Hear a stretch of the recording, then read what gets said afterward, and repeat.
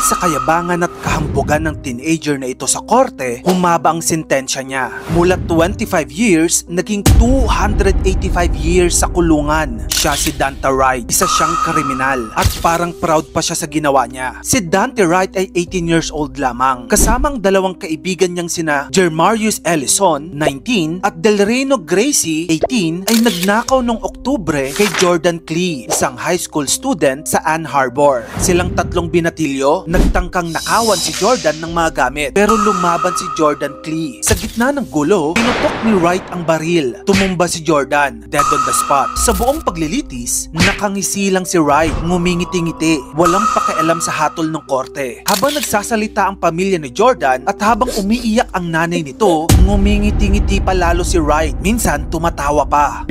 I'll be home soon, R.I.P. Keon, I love my family. Nagulat ang judge sa inaasta ni Wright. Dahil dito, binawi niyang naunang 25 years na sentensya at pinalitan ng habang buhay na pagkakakulong. No parole. Hindi na raw siya kailanman makakabalik sa pamilya niya. But watching you sit there, smile and laugh and shake your head like this was no big deal.